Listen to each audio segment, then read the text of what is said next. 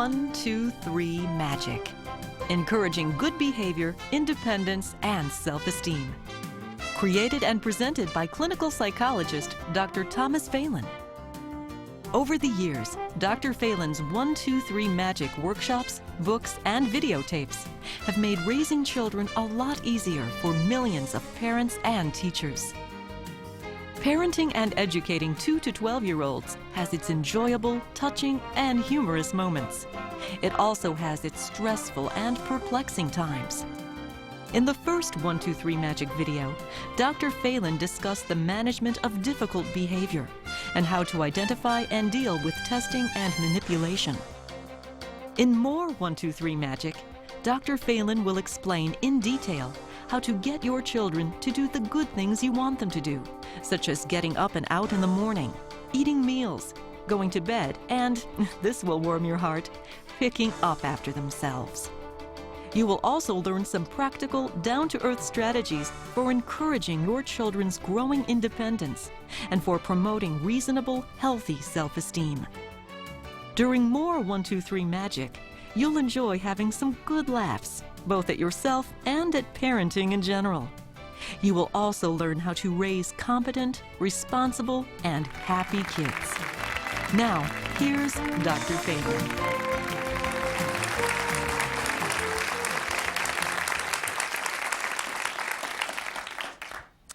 Well, thank you very much. We did some of our own research not too long ago, and we got a hold of 146 parents, and we asked them a whole bunch of questions.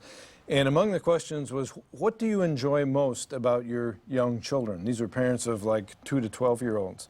And the responses came in about 4 different categories, and here's what these parents said.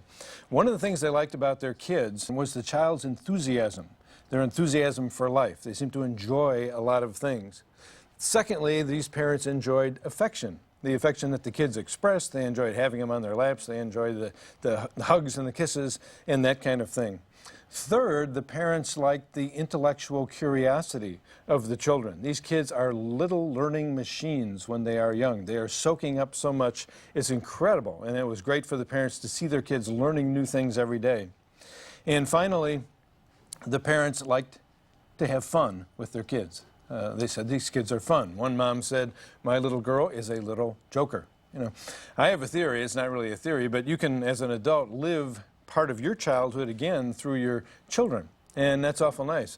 I remember one night when our kids were young, we have a boy and a girl, about 22 months apart. And when kids were little, we just moved into a new home. And we made raccoon soup one night. Now, it wasn't soup out of raccoons. It was soup for raccoons. And the kids and I went into the refrigerator. We took all this kind of semi-garbage stuff, and we threw it into a big pot, and we heated it up because we knew that there was a mama and 3 or 4 babies out there living by our house. So we made this hot raccoon soup. We put it out. We put the floodlight on, and we sat there. And we sat there, and we sat there for an hour and a half. And finally, mother comes with 3 babies, my daughter, my son, and I. And it was great fun. We had a wonderful time. But do you think I would have done that by myself? Probably not. My wife would have thought that I was nuts. But, you know, you can do a lot of things. Legos, bubble bath, a lot of things that you can enjoy as an adult once you have kids. So you want to enjoy your kids now, but you're also concerned about them in the future. You want your children to be competent adults. You want them to have good social skills. You want them to be self-disciplined and independent, and you want them to have good self-esteem. So the question is, what kind of a parent does it take to produce those qualities in a child and in an adult to be? And the answer to that question is kind of hold the phone first, because we know that it's not all up to you. When I was in graduate school a number of years ago, we looked at raising kids as what I call the sculptor-putty theory. Parents were the sculptors and kids were the putty. And you molded and created this kid into, you know, consciously or inadvertently, into whatever they would turn out to be. Now we know that that's not all the case. There's many more contributions made to your child's welfare from heredity. And we now know a lot about heredity. Some parents say, well, I gave him the genes. No, you didn't. The genes passed through your body from your parents to your kids. The only genes you have control over are the ones you put on your legs. It's really not fair to say that parents control their kids entirely, but you do have a lot of effect, and how much they still are arguing about. But research has shown that there are 3 parental qualities that are very critical to raising kids that will have eventually good independence, good self-esteem, and function competently as adults. Some of them may surprise you. The first one won't. Good parents, research shows, are warm. They're warm and supportive. You're there for the kids when they're having a hard time, when they bang their thumb with the hammer, or when they're having difficulty with other neighborhood kids outside. You're there to support them, to listen to them, and so on. So that's not surprising. The most surprising one on the list is probably that good parents are demanding. Okay? You expect something of your kids. You expect them to follow the rules. You expect them to try hard in school. You expect them to show good character in different situations. Good parents are demanding. They are not permissive. They don't just let the kids do whatever the kids want to do. And third, and this will be a major theme in our presentation today, good parents are respectful and encouraging of independence. Sometimes the word used is autonomy, but a lot of people don't understand what autonomy is. But independence, and what that means is you allow for more and more physical separation as the kids get older. Physical separation from you. They can bum around town when they're 11 or 12. They can sleep over to friends maybe when they're 8 or 9 years old. And you also respect what we call non-essential differences. Parents that respect and encourage autonomy know the difference between a rule and a preference. Okay? A rule is, no, I'm sorry, you can't come in at 2 o'clock in the morning. Okay? Preference is, I like broccoli and you don't. Okay? Or you like a certain kind of music and I don't. But good parents will respect the growing independence and autonomy or independence of their kids. So how are you supposed to be warm, demanding, and respectful of independence? I think the first thing you have to do as a parent is trust yourself. There's so many books and guidelines about parenting these days that it gets awfully confusing. But you know, if you're basically a good person, you've already taken care of a large part of parenting, which is what? Modeling. Okay? Your kids are going to imitate you. If they like you especially, they're going to tend to see you as a model. You also want to do what comes naturally, with one major exception. Do what comes naturally, trust yourself. The time that you don't is what? When you are angry at your children. I've found for years and years in the research I've done, when parents are feeling positively or affectionate toward their kids, hey, you know, do whatever comes to you. You're not going to do any harm. It's when you're mad that you need some sort of control. And that's what our programs are about, is giving you something concrete but non-abusive to do when you are mad. You also want to train your kids as they are growing up. That doesn't mean nag, yell, argue, or hit. It means train. Training is repetitive. It means practice and repetition. Some people don't like this. They say, no, you're treating it like, you know, raising a cat or a dog or something like that. And people say, you know, you got to teach them how to think, and you got to teach them what to think and all this. Insight is a very important part of growing up. But skills and insights both require practice and repetition. And you need to learn that. Otherwise, what are you going to be? If you think it's just telling your kid, this is why you do this, this is why you don't tease your sister, this is why you do that. The kid says, gee, I never looked at it like that before. And then, of course, performs correctly for the rest. Well, it doesn't work like that. Those of you who are laughing know it does not work like that. But parents who think it works like that, then what do you start saying to your kid? How many times do I have to tell you? The answer is quite a few times. It's training. It's not just one insight that gives them the message. If insight were all there were to raising kids and to living, we would have no drug addicts. We would have no just good old plain neurotics. We would have no smokers that have a problem. We would have no child abusers. Okay? If insight were all that there is to it. Practice and repetition are essential. It's hard to foster the self-esteem of a child you don't like. In the first 1, 2, 3 Magic video program, Dr. Phelan explained how to manage and control difficult behavior, such as arguing, yelling, whining, and tantrums. Here's a brief review. Generally speaking, when you have a problem with your kids, it's going to come in one of 2 forms. Either the kids are doing something obnoxious that you want to get them to stop. That's what we call stop behavior. Or number 2, they are not doing something positive that you want to get them to start.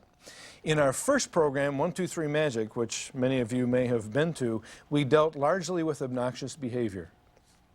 How do you deal with arguing, yelling, whining, fighting, teasing, screaming, sibling rivalry, temper tantrums, and all those kinds of things? And in our research, by the way, you know which thing is of stop behavior tactics or stop behavior problems drives parents the craziest? Whining. Whining. Number one, runaway winner was whining.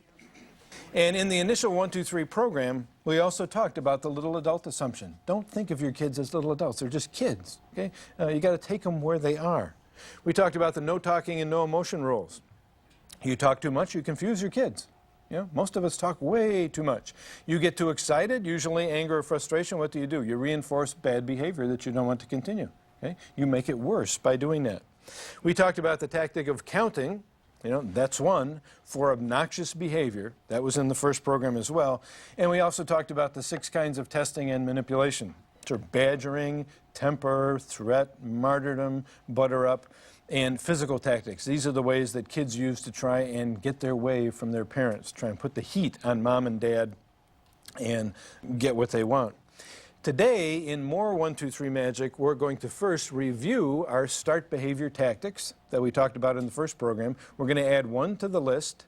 Then we're going to apply those to a whole wide range of start behavior or positive behavior problems. You know, going to bed, eating dinner, getting up and out in the morning. We didn't have time to do that in the first program.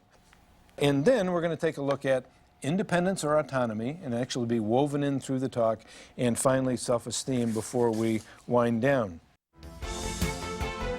Being a parent means that you have to teach your kids how to take care of themselves and how to manage everyday life. If you've been a parent for very long, you know by now that this kind of teaching takes more than simply explaining facts or ideas to your kids. You must patiently guide and train your youngsters to do what needs to be done. How are you going to accomplish this without a lot of arguing, yelling, or worse? Dr. Phelan has 7 suggestions. So let's look at 7 tactics for encouraging good behavior. And I'm not saying these are the only 7 tactics that there are. I found parents and teachers are very creative in developing tactics themselves, and that can be very useful for them. First tactic, tactic number 1, positive reinforcement or praise. Very, very helpful, especially with little kids. Counting is very effective. So you say, that's 1, but that's a negative feedback to a kid. Now, you got to do it, but you want your praise or positive reinforcement to exceed the number of counts you make during a day. And this is not easy. You say, well, exceed by what ratio? Maybe 3 or 4 to 1. You know, some of you, I'm sure, have ADD kids. Studies have shown that with attention deficit children, the ratio of parent to child feedback is 9 to 1, negative to positive. On the other hand, in a good marriage, some studies have shown that the feedback is 4 to 1, positive to negative.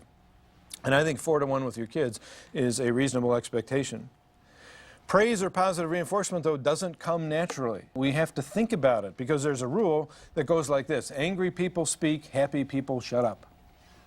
If my 2 kids are in the other room and they're playing a game and I'm watching a football game in here and they're getting along just fine, what do you think the chances are I'm going to get up, walk in the other room and say, gee guys, you're getting along so well, it's so nice to live in a peaceful home? That's right, 0 are the chances of that happening. What if, on the other hand, they start fighting, screaming, hitting each other? What are the chances I'm going to leap out of my chair, jump into the other room, and scream, knock it off or I'll kill both of you? Chances, I shouldn't do that, of course, but chances are much higher that I'll do that. But angry people talk and happy people shut up, and that's a natural biological urge or problem that we have inside ourselves.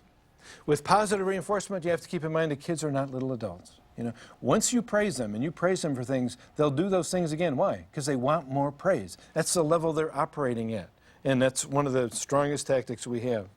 Remember to tailor your praise to the child. Some kids like gooey, syrupy praise that would make some other people nauseated. Okay?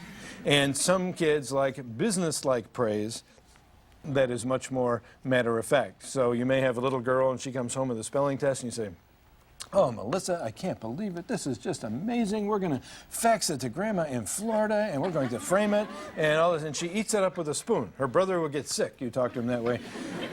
You say to him, great job. Keep up the good work. Pat him on the back. You know, maybe that's the end of it. Also with praise, you want to keep in mind, you don't praise the kids every single time they do something right. When they're little, you do it more often. But you mix it up a little bit. Sometimes you praise them when they do the things. Sometimes you praise them when they, after they've done it. And sometimes you don't say anything at all. It's called random variable reinforcement. Okay? It's how they get gamblers to gamble themselves into huge debt, is random variable reinforcement. It's very, very effective. Let me give you a couple of examples.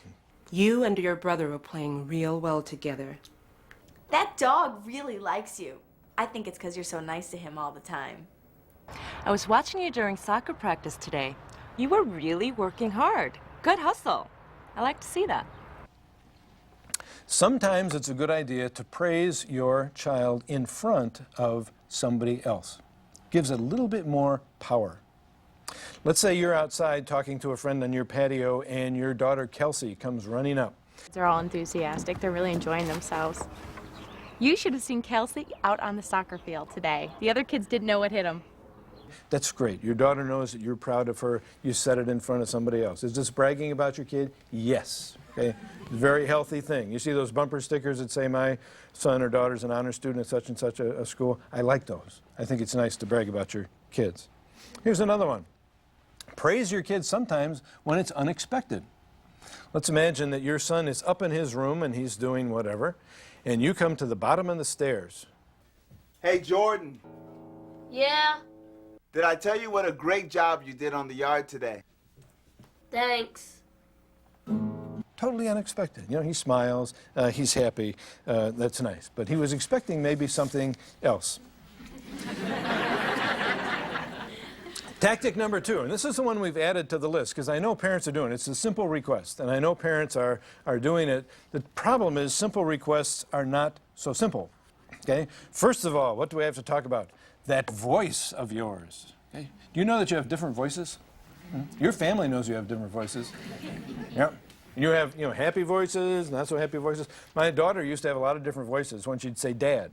One was, Dad, I'm so excited I want to show you something. Another was, Dad, my brother is teasing me again. Another was, Dad, when she was an adolescent, out in public, you're embarrassing me in front of my friends. All these different voices. Well, there's this thing that sometimes we call chore voice. And chore voice means you are saying to a child, and you are saying it with righteous indignation, that the child is not doing what they should be doing, not carrying their weight, and so on. And chore voice comes from what I call the equal suffering law. Now, some of you may be familiar with the equal suffering law, and it goes like this. When you have kids and they're 2 and 3 years old, you look at them, do you expect them to, clean part of the house or feed the dog? No, not really, because they're just little kids. But now they get to be 8, 9 years old, 10, 11, 12. Now they're adolescents. Equal suffering law, boom, kicks right in.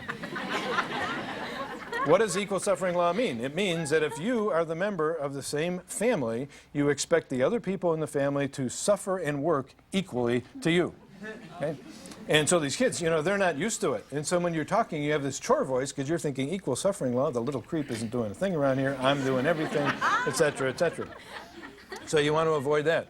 Second, simple requests aren't so simple. Spontaneity is dangerous. I wish I could get this through to parents some of the time. And that means spontaneous requests. You're sitting in the other room and you decide you want the garbage taken out and you walk outside and your son is playing baseball with somebody else. Would you mind coming in and taking out the garbage? And the kid gets mad. He has a temper tantrum. What do you expect him to say?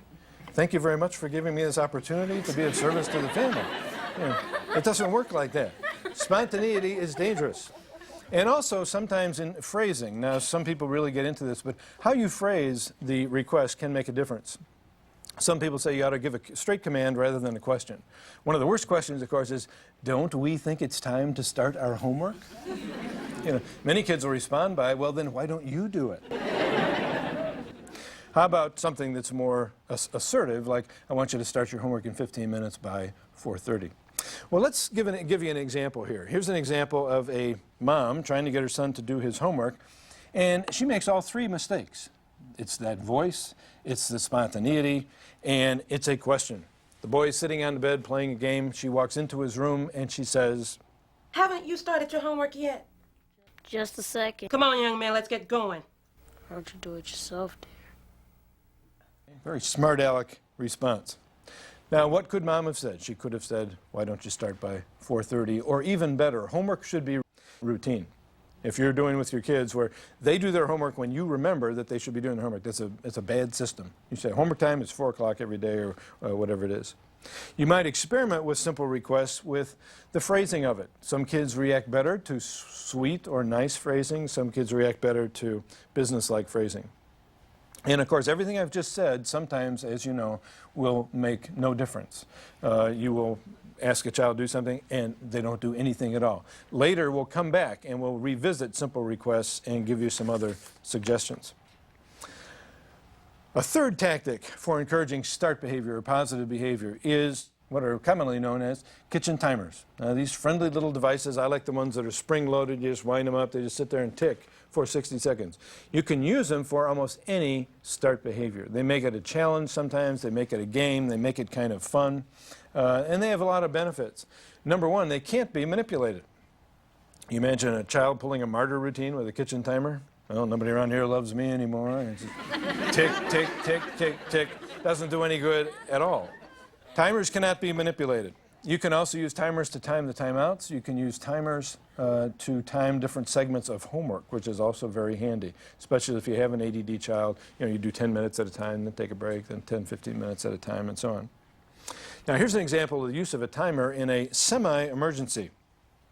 We have a little boy, and he's sitting on the family room floor, Legos all over the place. Okay? I think he's behind me over here in one of these pictures. And Mom comes in, and she says, All right, listen. Grandma's coming over in 30 minutes. I need you to take all of these Legos and bring them back to your bedroom. I'm going to set the timer for 15 minutes. Do you think you can beat it? Without a doubt. now, not all kids are going to be that cooperative, but some will. Some will, because you are making it kind of a game. A fourth tactic for getting kids to do what you want them to do in terms of good behavior, and this is one of my favorites, is called the docking system. A docking system based on the idea you don't work, you don't get paid. Here's how it goes. You first have to have the child have access to money, either allowance or they have a job or something like that. Some people say or ask me, you know, when should you start the allowance? And there's no real answer to that. If you want to start it when they're 5 years old, give them 25 cents a week, that's fine with me. I think half of it should be earned and half of it should be just given to them because they're a member of the family. Once they have a source of money, you then say this: I want you to take out the garbage, okay, and that's going to be your chore.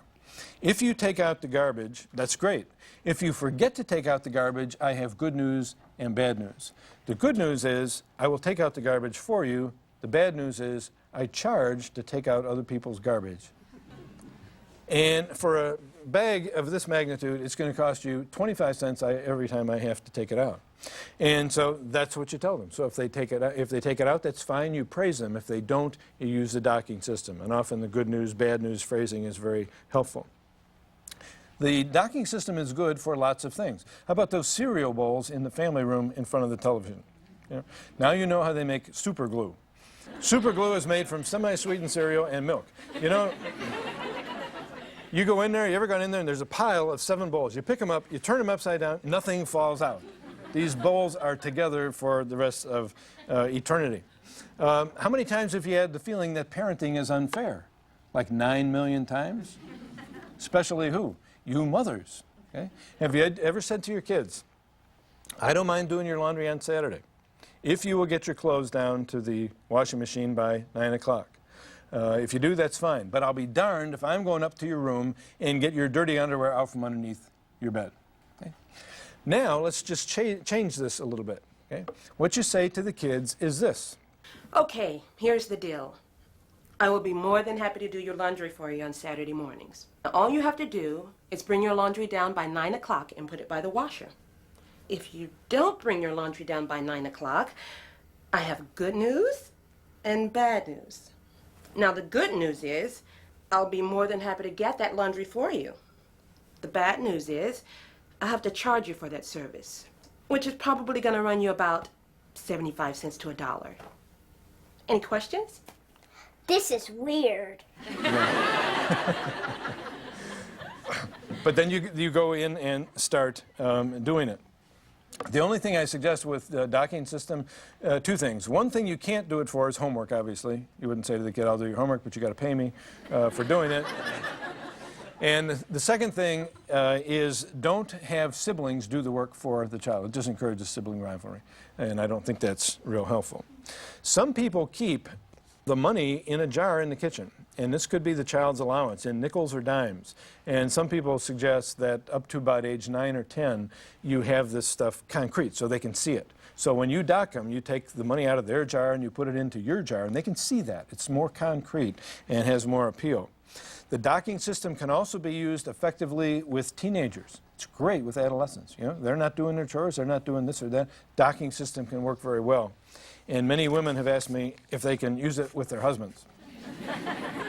And so far I've seen no successful application of that, but we're working on it. Tactic number 5, again, another one of my favorites, you can have a lot of fun with this if you want, is natural consequences. Natural consequences. You let the big bad world teach the child what works and what doesn't work. Now, natural consequences has limited uses, because you can't use it for a lot of things. But it's a great way to do what? Encourage independence or autonomy. You let the child learn in the big bad world when it's appropriate. You know, you don't want a 2-year-old to learn how to cross the street this way. That wouldn't make any sense. But your 9-year-old who's in 4th grade, maybe that's the way to get them to learn how to do their homework. Maybe it is, maybe it isn't, but you can still try it. Some examples. You have some kids that rush around in the morning and they don't eat breakfast. Maybe they're 9, 10, 11, 12 years old. Maybe what you do with them is you use natural consequences. They just don't eat breakfast, okay? And their tummy talks to them all day, okay? Rather than you. Maybe the next morning they will be more encouraged to get up a little earlier or find some way of getting something in their stomach. How about the coat in winter? It's always hilarious in this area to watch during the wintertime junior high and high school students at the bus stop. Because they act as if there were a state law which forbids them to wear or at least zip up a coat or anything else. And the other funny thing about it is that these kids at the bus stop have to also look like they're not cold. And so you see somebody who has a t-shirt and it's 15 degrees below zero, and they're standing out there, I do this all the time, I feel no pain whatsoever. But you know, you have a kid who's doing that, who's in good health, you know, let them freeze it off, you know, see what happens. They have to be cool one way or another. Okay. Another way you can do this is, or use this for, is practicing the piano or doing homework. In the beginning, if you have a child who's taking piano lessons, maybe, and they're not practicing well, let them work it out with the teacher, or see if they can. If it doesn't work in 2 or 3 weeks, go to another tactic. Or you got a kid now who's in the 4th grade, and starting to get homework. See if they can work that out with the teacher. There are lots of moms and dads that are overly involved in homework, and these kids would be very responsible. They don't really need you to be there. There are other kids, of course, who really need, a lot of our ADD kids really need the parental supervision. One of the funniest stories of the use of natural consequences, true story, a lady told me about a number of years ago.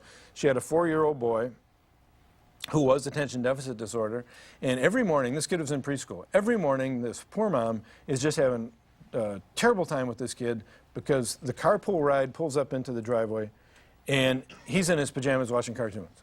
And so she's going nuts and she doesn't know what she's going to do about this. So she's yelling, screaming, all this. Finally one day she said, I've had enough. Kid's in his pajamas watching cartoons, the carpool ride pulls up into the driveway. You know what she did? She sent him to school in his pajamas.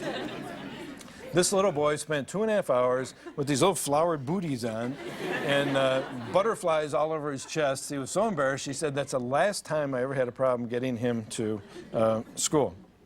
Or let's say you have this, imagine this scene. You have a deal with your daughter that you will make her lunch and then you will put it in the refrigerator. Her job is to take it out of the refrigerator and take it to school.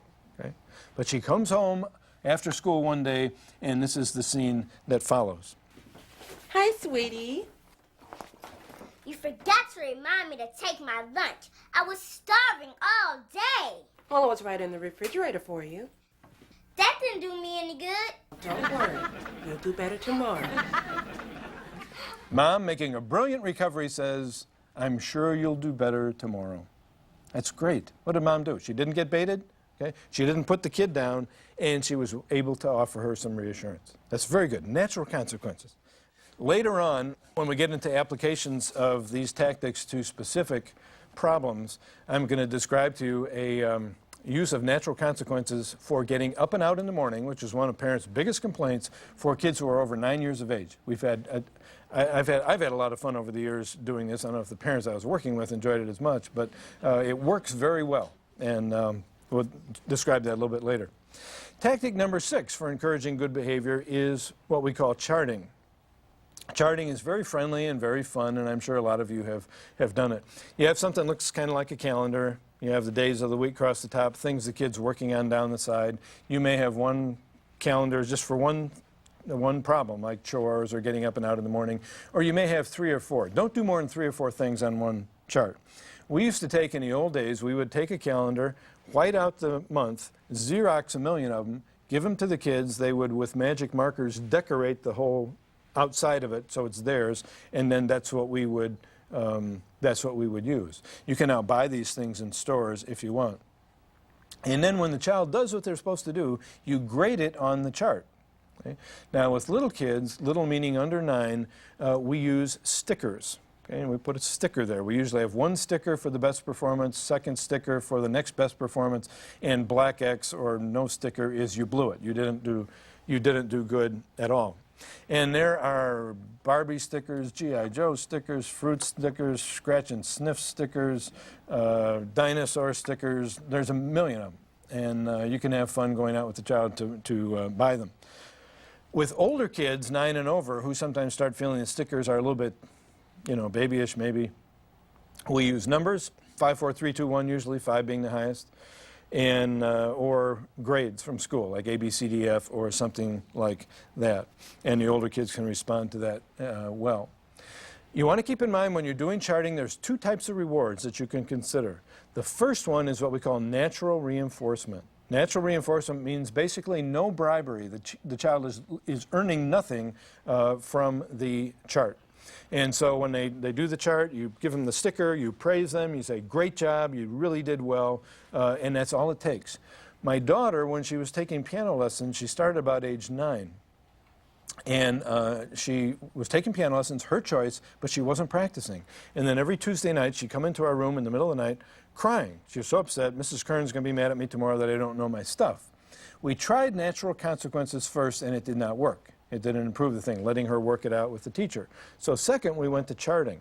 And my daughter and I made this deal that after she practiced, she would come find her dad, tell me how many minutes she had spent practicing. I would write the minutes down on the chart, and that's what we would go with. And I would praise her, of course, for doing it. Worked beautifully. Some kids need artificial reinforcement, or bribery. Bribery means they're going to earn something from doing the chart. Now, it could be money, it could be a special meal, it could be a movie, it could be staying up later at night, it could be going someplace with you. Okay? It could be a lot of things. It does not have to be material. You can have a big list of stuff, and the kids can pick from different things that they can earn. And it's very, very friendly. You use this, artificial reinforcers, when the task the child is doing is very hard for them to do or even obnoxious for them to do. For example, I had a little girl once, and I don't remember what we were trying to get her to do, but it wasn't easy. And I said, what would you like to earn? And she said, minutes. I said, what kind of minutes? She said, minutes staying up late at night. I said, why do you want to stay up later at night? She says, because I don't see my dad. My dad works a job where he gets home after I'm in bed. And so if I had minutes, I could stay up late and see my dad. So she was willing to work for minutes so she could see her dad. Had another boy, about an 11-year-old boy, a couple years later, and he was having a terrible time in school, ADD and LD, and with him we're working on homework. Well, no mystery, this kid hates homework. So I said, what would you like to earn from your chart? I knew we were going to have to use artificials. He said minutes. Now let me tell you something. I've been practicing about 30 years. These are the only 2 kids that ever said minutes to me. I looked at this boy and I said, what kind of minutes would you like to earn? Big grin on his face. He said, minutes off from school. I said to myself, this kid is not stupid. And then I thought, what a great idea. This is brilliant. The kid hates homework. He hates school. He earns time off of school by actually doing homework. I thought I can revolutionize the educational system in the United States with this. I called his teacher and I explained the idea to her. I was so excited. She said, that's a terrible idea. I said, what do you mean it's a terrible idea? She said, you're teaching him to hate school. I said, he already hates school. He's getting frustrated. I said, matter of fact, he doesn't like you very much either. But, I shouldn't have said that. But anyway, you can come up with a lot of different things. Let me tell you one thing that you can use for reinforcement on charts these days. It's very powerful with kids. I'm sure you've bought your kids a Nintendo or a Game Boy and all these kind of things. And what do you have? You have the player over here that you buy them, and then you buy them the game. And you give them both. Don't do that anymore if you want to do charting. You get the player, and then you buy them a new game. And the game, they earn time on it by doing a chore or doing something they're supposed to around the house. You keep that game locked up, because if you don't lock it up, they're going to get it. They're going to get into it. But they earn time on these games, and that helps in a couple of ways. The game continues to have its rarity to the child because they can't see it all the time. And you may even have several games. We used to do this with Super Mario Brothers years ago, or Duck Hunt, but there's a lot of clout, there's a lot of pull in those games. You won't do charting forever, so you have to build in discontinuation criteria for charting. So you say, well, if you get your best sticker or second best sticker for 2 weeks running, we'll take homework off the chart, or bedtime off the chart, or eating meals off the chart, or something like that. If you get off the whole chart, it's, McDonald's and a movie to celebrate, or something along those lines. The charting is a lot of fun. We did it for years with the kids. And, if they get off the chart and then they regress, you can always go back to it. Don't put everything on the chart, and don't have artificial reinforcers for everything. There are some kids the kids should be doing because they're part of the family, but when you get some that are really difficult, charting is helpful. Tactic number 7 is, for encouraging good behavior, is the 1, 2, 3, but it's a special application of the 1, 2, 3. You can use the 1, 2, 3, that's counting, that's 1, when what you want to get the child to do takes less than 2 minutes. Don't ask me why. It's just some quirk in the system. For example, it's another way to get them to feed the dog. Would you feed the dog? Kid doesn't move, that's 1. If they get a timeout, okay, they come back, would you please feed the dog? Another way to get them to brush their teeth. It takes less than 2 minutes, I think, most of the time. You can still do a pretty good job. It's a good way to get them to come here. You ever been in one of these situations? You're in the kitchen and you need some help. And you can see in the family room, there's your 10-year-old son laying on the couch, staring at the ceiling, eyes wide open. You say, would you please come here? He says, I can't. You say, why not? He says, I'm busy. This kid's about as busy as a rock. Let's do this one a little bit differently. Would you please come here? I can't. That's 1. Oh, all right. And the reluctant slave comes into the kitchen to do your bidding. I may have mentioned before, with start behavior tactics, we have more flexibility than we do with counting. I want to give you an example of flexibility. You can switch some of the time, and it can be very helpful. You have a boy, for example, came home from school, threw his coat on the kitchen floor, ran in to watch TV. You said, would you please hang up your coat? Didn't do anything. That's 1, that's 2, that's 3. Time out, he comes back out. Would you please hang up your coat? Doesn't do anything, goes back. He's been timed out twice. Now, he's coming out of the second timeout. What are you going to do? You're going to change your tactics. Listen, this obviously isn't working here. Let's switch tactics. I'm gonna set this timer for 10 minutes. If you hang up your coat in 10 minutes, I'll forget the whole thing, won't say another word. If you don't, I'll hang up your coat, but you'll pay me 25 cents for hanging it up, and another 25 cents for going through the whole hassle of trying to get you to hang it up. So what do you think? Okay.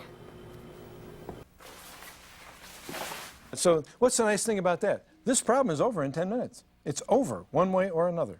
And you try not to act with righteous indignation towards your kids. They're just kids. Don't act like you're a morally superior human being because you're willing to hang up the coat and they are not. Now, we're going to go back and revisit simple requests. I said we would before. What if you do all this, your phrasing is okay, and you've experimented with businesslike and syrupy, and you're not doing spontaneous requests and all this kind of thing, but the simple requests are still not working well, or maybe one particular one is not working. What should you do? First thing you want to do is avoid what we call shouldy thinking, S-H-O-U-L-D-Y thinking. Okay? Some parents not only think kids should clean up, parents also think kids should want to clean up. It's a big difference. Kids should want to do their homework. You know, they should want to keep a clean room. Well, guess what? I think kids are natural slobs in a lot of ways. There are not many kids I've ever met that want to clean their room, and there are even fewer, I think, that want to do homework. So don't do shitty thinking, okay? You're going to do something more practical. One thing, if the simple request didn't work, is add rewards and consequences. If you do hang up the coat or you do this, your bedtime will be, can be 10 minutes later. If you don't, your bedtime's going to be 10 minutes earlier. If you do hang it up, there'll be 10 cents added to your allowance. If you don't, it'll be 10 cents subtracted from your allowance. Something like that, but expressed in a reasonable way. Another way to do it is to simply dock the child. And how do you do that? Well, you just tell them, I'll hang it up for you, okay, but you're going to pay me.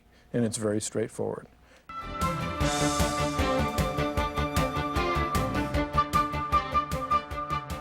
So now you know some basic tactics you can use to get the kids to do what you want them to. The next problem is to apply these strategies and a little common sense to the start behavior problems you encounter every day. Now, we've talked about 7 tactics for encouraging good behavior. What I want to do now is apply these to specific problems. In our research that I told you about before, where we asked parents, what do you like about your kids? We also asked parents, what kind of problems do you have with your children? And what kind of problems do you have in the area of good behavior? Not obnoxious behavior now, but good behavior. And the 4 winners, if you want, that parents seem to have the most trouble with were, number 1, picking up after yourself. Number 2, meal times. Number 3, getting up and out in the morning. And number 4, bedtime. So we will deal with those in this next section as well. Up and out in the morning. This is a time, drives a lot of parents crazy. I've seen a lot of moms and dads, more often the moms, whose day is emotionally ruined by the hassles they have to go through in the morning getting the kids up. And we have a poor mom who's going to work, and she may have a highly stressful job, and you get all this added stress from home, now the stressful job. It's a terrible way to start your day, and I don't think I have to tell any of you that. With younger kids, that means 8 and younger. If you're having a problem, we suggest using a chart. Okay, you can list the tasks on the chart that the child should be doing. You know, you get up, you brush your teeth, make your bed if you think that's critical, get dressed, eat your breakfast, put your books together, and all this kind of thing. Kitchen timer can be very helpful. Again, trying to see if the kids can beat it. You want to use a lot of praise while the children are doing this. You stick your head in there every once in a while. Boy, you're coming along real well. I didn't think you could get it all done that quickly.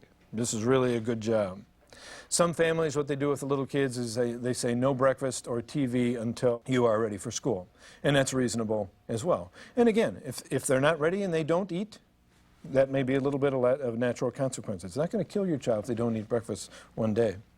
For older kids now, here comes the fun, 9 or older. We have a natural consequences system that we've used many times over the years, and as I said, this has been a lot of fun for me, but it works very well, and I want to describe it to you. What you do is this.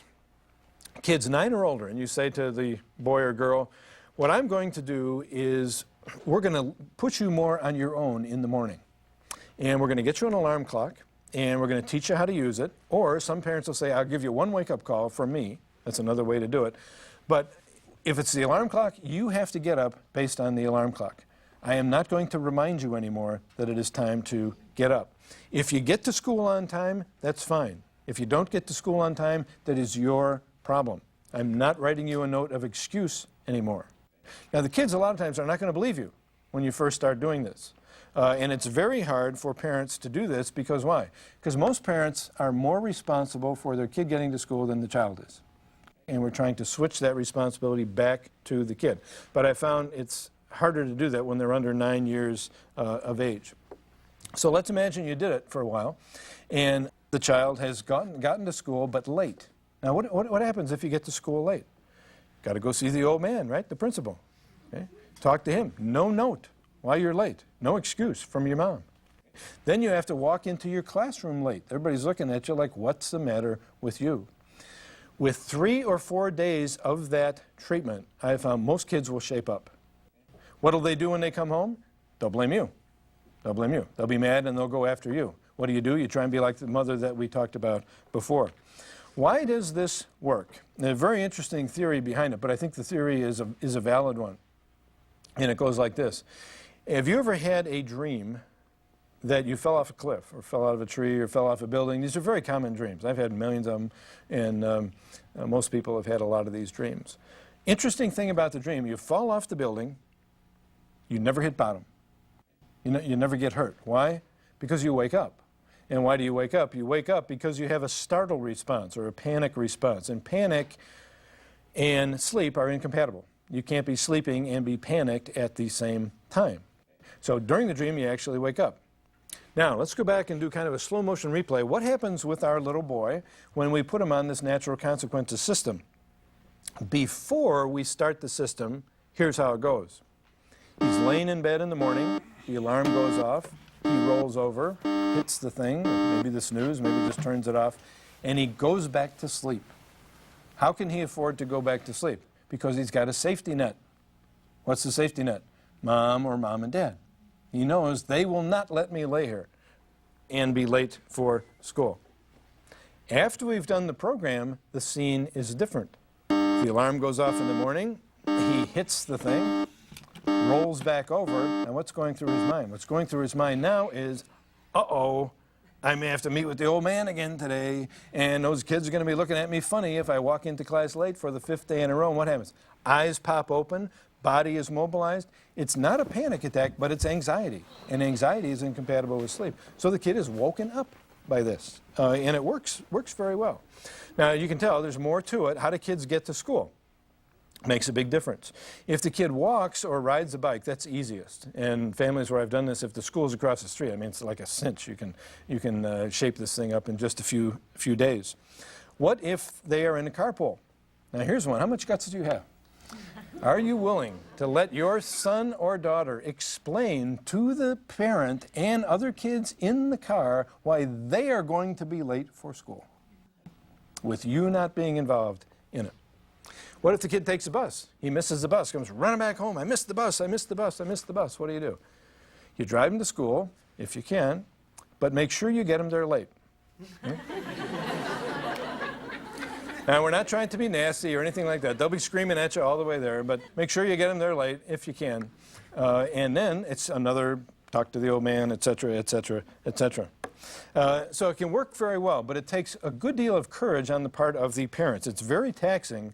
I think it's fun but taxing. Some parents have said, you're having fun, I'm having a taxing part. And, I say to the parents, if you don't want to watch, take your cup of coffee and go in the other room. This one lady said to me, I don't want a cup of coffee. I said, what do you want? She said, I want a martini if I'm going to have to go through this in the morning. And I think the bottom line question is, are you willing to let your kids be late? What is that? Autonomy or independence. Now, if the school calls you, if the old man calls you and says, what are you doing? You say, independence training. Yep, that's true. Independence training. That's what we are doing. He's going to be late a few times, and I would wish you would handle it, firmly but gently. Don't give him a break. I'm not going to write him an excuse note. And most of the time, 3 or 4 days, the kids are shaped up. But it only works if you keep your mouth shut. Takes a lot of guts. So the kids got off to school all right, and now they're back home. That's the good news. The bad news is they have homework. Is it possible to avoid the daily agony of homework civil wars? Dr. Phelan thinks so. As I said before, natural consequences is a good way to start. And I really encourage parents to do this when their kids are getting into the 3rd and 4th grade. They're starting to get homework. A lot of these kids are really spontaneously, naturally pretty responsible, and they don't need you looking over their shoulder. And sometimes when parents look over the shoulder of one of these really responsible kids, they start turning the kid off. And the kid starts waiting for the parent to look over their shoulder. Now we got a kid who's losing responsibility that he might have been better at. But if natural consequences doesn't work with homework, for example, in, say, 3 or 4 weeks, don't fiddle around with it any longer than that. And with ADD kids, it usually does not work real well. So don't fiddle around anymore. What are you going to do? Number one, you may want to do an assignment sheet. Now, assignment sheet, the kid brings it home, and it tells you what work they have.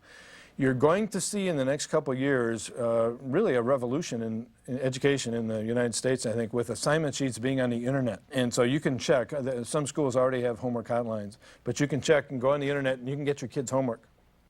So the kid comes back and says, I I have good news and bad news. Good news is I have math homework. Bad news is I forgot it. You say, well, tell you what, I was just on Yahoo and I found your homework, and of course the child will be delighted. So what do you do? Now, if you do this assignment sheet thing, you want to do two things that I think are very important. One is what we call the PNP routine, and the second is the rough checkout.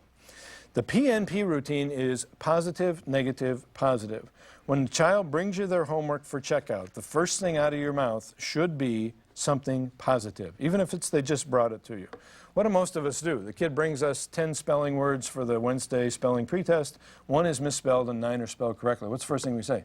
You misspelled misconception. No, you don't do that. You say, hey, you spelled construction correctly. That's great. And here's another one, organization you spelled correctly. In fact, there's only one word I can see on here that you misspelled. See if you can kill them with curiosity, kind of. And then you wind up with a positive comment. So positive, negative, positive, kind of like a sandwich. Works much better. Second, the rough checkout. Now, but not everybody agrees with me on this, but I think as far as homework goes, 8:30 at night is no time for perfection. So if it's pretty good, let the teacher worry about it the next day. What does pretty good mean? If you have an AB student, if it's 90% neat, correct, or thorough, let the teacher worry about it the next day. BC student, if it's 80% neat, correct, or thorough, let the teacher worry about it the next day. I may have been traumatized a number of years ago when a family came in, before I had this rough checkout idea. This mother brought in her 13-year-old boy, and she said, this kid is he's getting depressed, he's getting ornery, he's crabby, he doesn't seem to like anybody in the family. I said, what's the worst time of the day? She said, in the evening. I said, what happens in the evening? She said, he does his homework. I said, okay, tell me the procedure. She said, well, he does his homework, he has an assignment sheet, and then he checks it out with his dad. I said, okay, that sounds reasonable enough. She said, wait a minute, let me tell you the rest. She said, if the homework is not perfect, the father tears it up. That's what I said. And I said, how many times each night is this dad tearing up the homework? And she said, 3 times on the average a night. And I said, no wonder, you know. So I said, okay, we got to get the old man in. So next session, guy comes in huffing and puffing, you know, if you're going to do something, you do it right and be the best and all this kind of garbage. I said, hey, shut up for a second, pal, let me tell you something. I said, you got a kid here who's struggling to get along in school. 3 more years of this kind of treatment, you're going to have a high school dropout. So you think about it. Well, yeah, you know, but he finally got the idea and finally came along. We also have an excellent 5-point charting system for homework. And these are kids, you know, that are usually over age 9 because they're past 4th grade in a lot of schools anyway. 1 point for neat, 1 point for correct, 1 point for thorough, according to the guidelines I mentioned before, 1 point for no complaining, and the 5th magical point is 1 point for starting on your own without being reminded. That's the bonus point. And you goof around with that point. You get 5 of that bonus point in a row, you get 20 extra points or something like that. You know, so imagine the boy sitting there doing his homework, and Dad comes up to him and says, wow, Jordan, you get the bonus again for starting on your own without being reminded. Good job. And that's really good. But that one, and what is that? That's autonomy again. It's independence, you know. If you can get these kids to start on their own without you having to haggle them, it's great. A kitchen timer can also be helpful for homework, breaking it up into segments. And all the things I just said for homework pretty much can apply to practicing musical instruments. You know, start with natural consequences. See if the teacher and the child can work it out. If that doesn't work, then you may have to have something like an assignment sheet so you know what their lessons are. They can play them for you. You can check them out that way. If it's just not working and you think the piano lessons are much more of a hassle than they should be, take the money and pay for lessons for yourself. Let the kid off the hook. Why live vicariously through your children? It seems everybody these days is encouraging families to eat dinner together in the evening. But in our research, parents report that mealtimes are often very stressful. Are meals at your house going to be a time for family bonding or family fighting? Let's talk about eating dinner. This was high on our list as a stressful time for families. It's very interesting because you hear so many people these days say, the family that eats together, all these wonderful things happen. I'm beginning to wonder if that's really true. So eating for children is a combination of start and stop behavior. Eating your dinner is a start behavior. Goofing around at the dinner table is a stop behavior. You could try natural consequences if you want. You know, here's the time to eat, and if you don't finish, then there's no dessert. And you don't get anything else during the rest of the evening. You have a little 7-year-old who's kind of quasi-finicky. Set the timer for 20 minutes and give the little child ridiculously small portions of food. 3 peas. Okay? 1 tablespoon of hamburger, okay, and a forkful of mashed potatoes. That's it. They eat the whole thing, lavish praise, and they get their dessert. You can expand the portions a little bit later. But the timer is ticking, so they got to finish before the timer goes off. If you have that timer on the table for these kids that fiddle around, you be quiet. The timer does the prompting, you don't. You don't say, come on now, if you don't start eating, you're not going to get your dessert. Okay? The prompter here is tick, tick, tick, tick, tick. That's it. Works much better. So the child doesn't finish in 20 minutes. What happens? You take whatever's left on their plate, put saran wrap over it, put it on the counter. If they want their dessert later, they got to finish what's on that plate before they get their dessert. And that can work very well. What if you have just a really picky eater? I've talked to lots and lots of families over the years, and they just have kids that they will only eat spaghetti, hamburgers. I had one kid the other day, spaghetti, hamburgers, and something really weird like carrots. And that was about all the kid would eat. And parents are trying to feed him other stuff, and they just won't do it. And I've concluded that you can't fight City Hall. You will not win this battle. And so what you do is you first go to the pediatrician and ask your pediatrician, can a child grow up healthy on carrots, hamburgers, and pizza, or whatever I said, Cheerios maybe too? And you know what the answer is most time? Yes, these kids can. And then what you do is that's what you feed the kid. But you make them, you know, long in advance, or you keep it where it's pretty simple. So, you know, moms have said for years, this place is not a restaurant. And I agree 100%. So if you're going to make this stuff, either the kid makes it, or you make it, you know, a lot at once, and then you just give it to them. A lot of times you feel really guilty. Like, where's this well-balanced meal, you know? But that's the way some kids are. Another problem I've commonly run into with families in dinner time is with 2 to 3-year-olds. People will tell me they just won't sit at the table. You know why? Because they're 2 and 3-year-olds. That's why. You don't expect 2 and 3-year-olds to sit at the table. So let them run around a little bit, feed them earlier, or something else. And breakfast, we kind of talked about that before, but breakfast you can also handle with natural consequences. You can put the food out there, the cereal, make it available. If they eat it, that's fine. If they don't, that's too bad. At last, it's time to put the kids to bed. Then some well-deserved relaxation for Mom and Dad. The tough part of the day's almost over. Or is it? Bedtime is often a hellish end to a lot of people's evenings. You spend 3 or 4 hours chasing this little 4-year-old around, and finally you both stay up late watching the movie and go to bed about 1 o'clock. I mean, that's not the way it's supposed to be. So we have in the book what we call the basic bedtime method, and that is this. You first pick a bedtime. It's kind of like homework. Routine really helps. So say you pick 9 o'clock, and then you say to the child, it's up to you. When I say it's time to get ready for bed, like at 8:30, it's up to you to do all the things required to get ready for bed on your own without being reminded, and then you check in with me.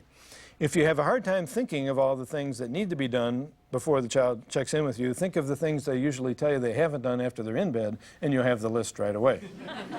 And you know what they are. I'm hungry. I'm thirsty. I have to go to the bathroom. These pajamas itch. When's Daddy coming home? The dog is still outside. There's a burglar in the basement. All these things have to be dealt with. Then, when the child is all done, they check in with you. Well, I'm ready. Wow, that was fast. Brush teeth and everything? Yep. Good girl. Where were we? I smell the earth again, Papa's voice boomed. It's very nice. What does this do? It reinforces the kids for independently getting ready for bed. It's just a nice time between you and them. And equally important, it helps calm them down before they go to sleep. You know, you'd rather do this, or you should do something like this, rather than run around, you know, ferociously, and then have them go to bed. One caution: do not lie down on the bed. It just so happens there's a biological law that says if it's past 8 o'clock at night and you're over 25 years of age and you spend more than 2 minutes in a horizontal position, you're gone, just like that. Mom comes back, you know, and she pokes her head around the corner of the bedroom, and there's the little girl reading the story, and here's Dad totally sacked out on the other side. The mom smiles, you know, she's seen that before. Oh, well, I'm sure Dad will do better tomorrow. Now, when 9 o'clock rolls around, it's time for bed. This means turn off the lights, leave a night light on if you want. Never underestimate the benefit of a floor fan. So what do you want a floor fan for? It's not for the wind. It is for the noise. Floor fan makes what they call white noise, and many kids find it tranquilizing. I think for other kids, it blots out the house noises, you know, that can kind of wake them up, a toilet flushing, something creaking, it's a burglar, you know, and all these kind of things, and it has a calming effect. So you kiss them goodnight, and you leave the room. Now, I know what some of you are thinking. You're thinking how naive you are. They're right behind me. If I go down to the kitchen, they'll be there in 2 minutes straight. Tell you a true story. My son, he was 18 months old. Now, he was ADD. He was hyperactive. And like many kids, as he approached his second birthday, he was getting more and more hyperactive all the time. And so we had a long day with him one day. And finally, the day was over. He's 18 months old. We take him up, put him in the crib. Good night. Put the side up on the crib. Go downstairs. Wife and I think, thank God the day is over. We heard some rustling around up there, and it stopped. And we heard this rustling around up there. It stopped again. Then we heard the pitter-patter of little feet coming down the stairs. Cute little 18-month-old kid, grinning from ear to ear, proud as punch, because why? Climbed out of his crib for the first time. Okay? He was delighted. Have you ever been through this? We thought this is the end of the known world. We had visions of him getting up in the middle of the night, you know, roasting marshmallows on the gas oven, making lemonade, calling his friends. Now, I hate to admit this, but this is a true story. I forgot that I was a psychologist, and I shouldn't have done this, but I went down the basement, I got some scrap lumber, and I got some baling twine. And I went up and I built the side of his crib up about 2 feet all the way around. My wife said, now how are you going to get him in there? And I said to her, have you ever heard of Scottie Pippen? You know, and slam dunk over the top. So actually, and it worked well for 3 days. 3 days. Fourth day, wife and I are in bed. We hear this tremendous thud. It's the wild man in the other room, scaling the heights, diving off onto his head. And I went in there and I said, Phelan, meaning me, you're an idiot. You're going to kill the kid. So what do? I tore the contraption down. Now what are you going to do? I don't like locking kids in at night. I know families that have done it successfully, but I don't recommend it on a general basis. What you have to do with these kids who won't stay in bed is you have to do what we call cut them off at the pass. What is the pass? The doorway to the room. So you put them in bed, you get yourself a chair, you put it in the doorway with your back to your son or daughter, and you get yourself a good book, not a TV because it keeps the kids up, and you sit there and you read. And here's the unpleasant part. They get up, you put them back. They get up, you put them back. They get up, you put them back. They get up, you put them back. Some kids will actually wind up sleeping on the floor. That's fine as long as they're okay. The reason you have to cut them off at the pass is if you don't, the longer a child stays out of their bed and the farther away they get from their bed, the more reinforcement they have for staying out of bed. And you also want to keep in mind that a lot of these kids are scared. They're frightened. They have what we call separation anxiety. When those lights go out and it's just dark, it's like death to them. It's like they're never going to see you again. Now, that may be irrational, but that's the way a lot of them think. I can remember being 8 years old and going to bed. And after we'd be put in bed, there was a hall light. And when my father turned out that hall light, I was petrified because the room was totally dark. And there were clothes on my closet. You know, a hanger up here and a hanger down there.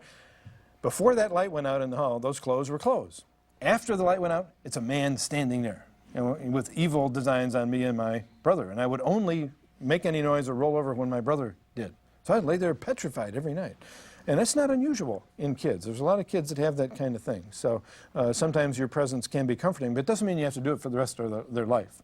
You gradually get that chair a little bit each week, a little bit farther, so it's harder for them to see it, you know, and then You can sometimes not be in it, but you have to reassure them. We've also had good luck with bedtime with charting with kids, especially the anxious ones, where they earn something on their chart, okay, for going to bed well. Okay, and you could do a combination of both. Let's talk about nighttime waking. Some nighttime waking is normal, you know, in children. There's a lot of it, and so it's nothing that you necessarily have to be alarmed about.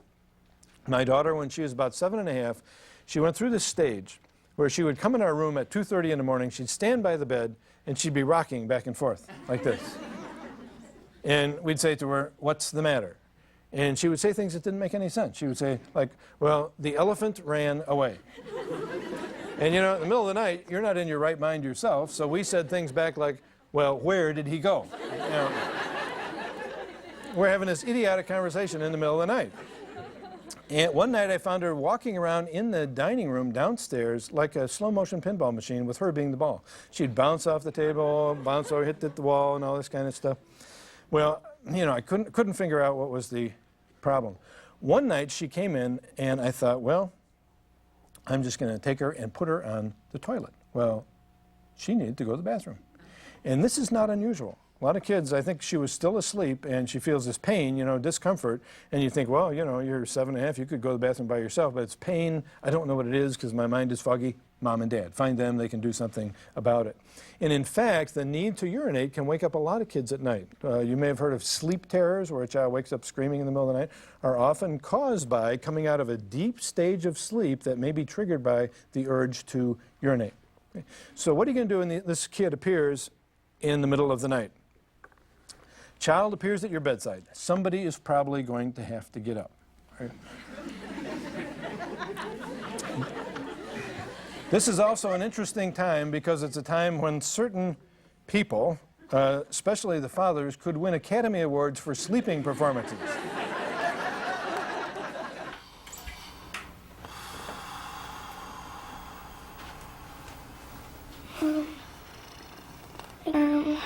Can't sleep. Can't sleep. Honey.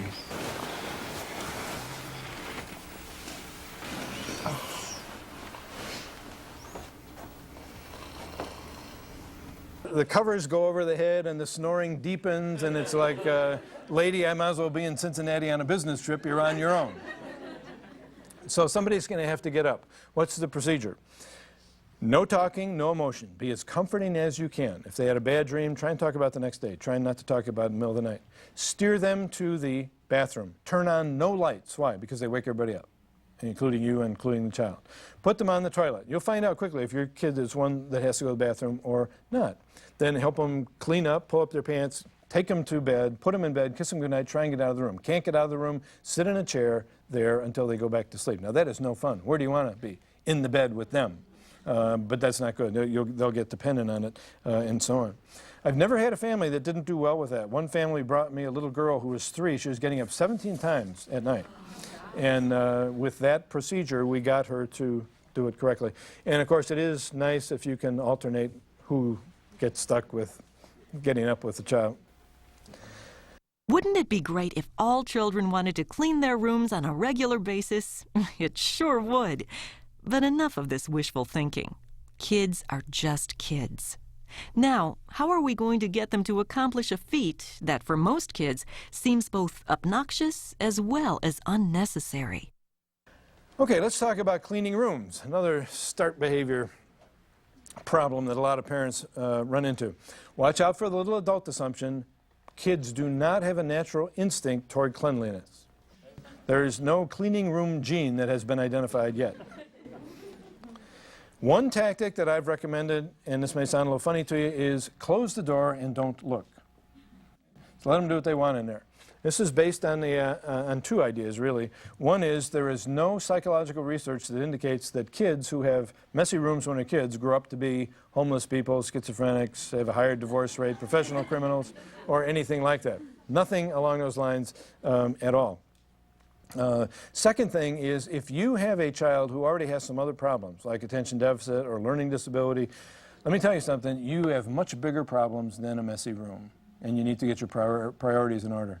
You're going to rag on this kid about his messy room when he's got a problem with sibling rivalry, he's not getting his homework done, nobody likes him at school, teacher hates him and all this kind of, in the room? No, I don't think so. Most people don't agree with me though, and that's okay. Another method which I think can be very helpful is what we call the weekly cleanup. This is really my favorite. Weekly cleanup, what you do is you make a deal with your son or daughter that if they will clean up their room once a week according to these specifications, during the rest of the week, while the room is gradually deteriorating, you will say nothing.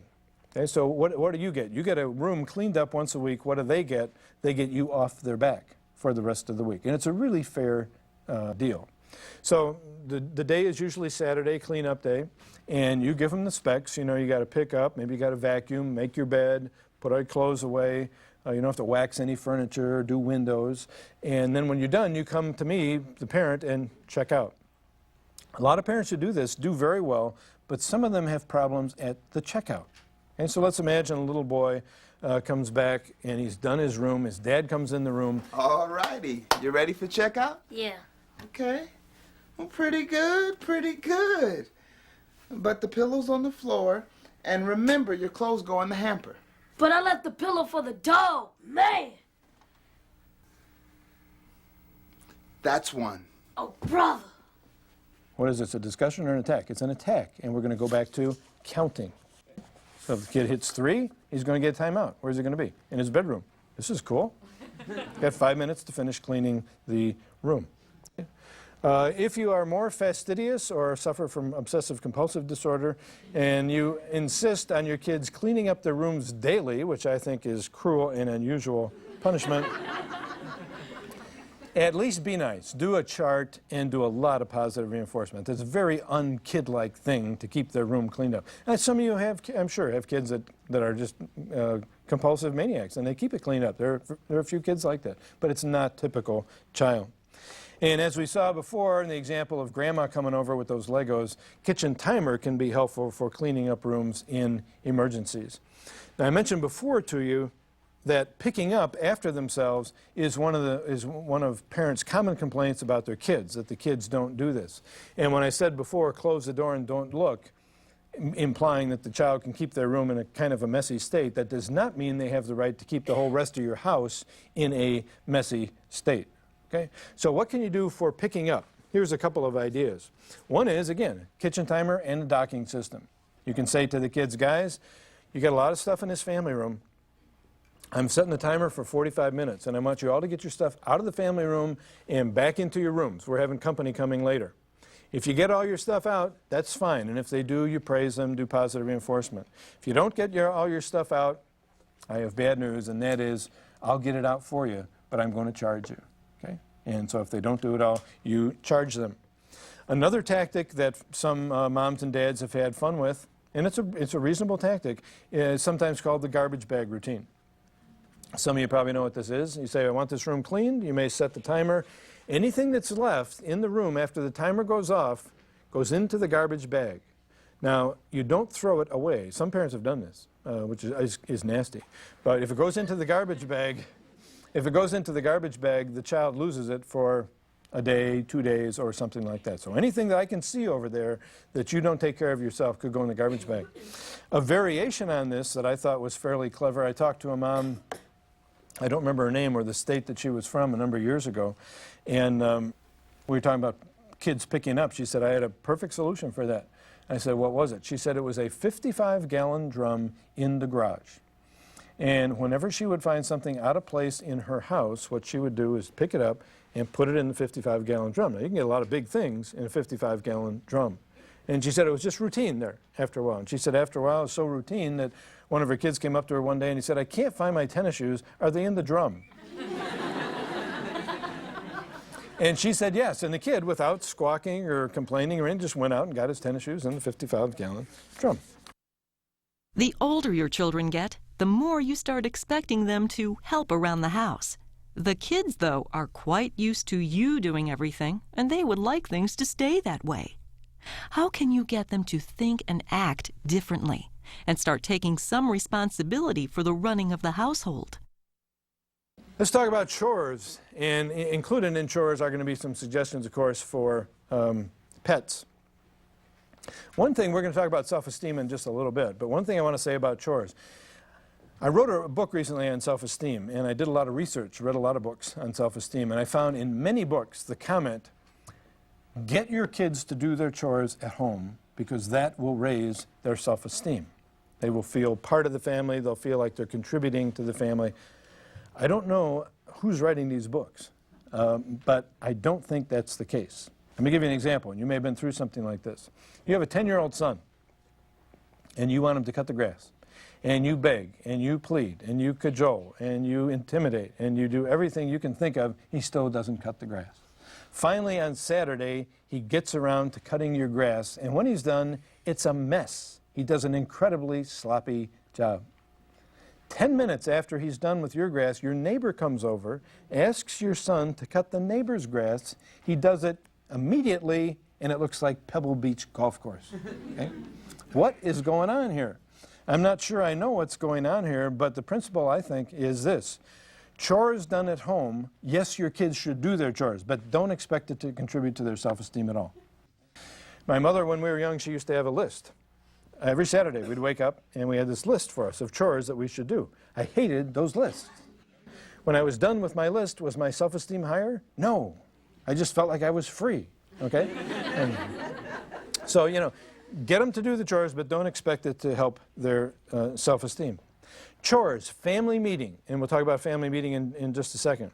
Family meeting is a great way to divide the chores. Again, spontaneous requests to do a chore are dangerous because they're spontaneous. Who wants to be asked on the spur of the moment to do anything? You don't, and neither do your kids. So divide them up in the family meeting. That's very, very helpful. Now, this week you do the dog, you do the garbage, you set the table, you clean up, etc., etc. For chores, charting plus artificial reinforcers, bribery, is very useful. But don't bribe them or give them a reward for every single chore that they do. There's some chores should be done because you are part of the family, and you praise them for that, but they don't earn anything. You want to praise especially the younger kids. You can use the docking system. The docking system is a perfect one for chores. You know, you don't feed the dog, you don't take the garbage out, etc., etc. I will do it for you, but you're going to pay me. Now, I warn you, there are some kids, especially our ADD friends, who will just pay you to do all these things and their behavior will not change. And so what do? Some parents up the ante a little bit, and some parents just take the money, you know, which I think is fair. And it's a realistic introduction to the American economy. We have a manufacturing economy and we have a service economy. And how many people come to your house offering to do services for you for nothing? Not very many. So I think that's still realistic. And if you're talking about an animal and you know, the kids are going to take care of it, make sure that you want the animal too, because you may wind up taking care of it. I know kids practice on smaller fry like turtles and fish before they get cats and dogs. But if you're going to get cat and dog, make sure you like cats and dogs, because it's awful hard to take them back. Though lying isn't all that unusual, parents often get extremely upset when their children don't tell the truth. As a parent, you'd better make sure that you aren't feeding into the problem. Let's talk about telling the truth.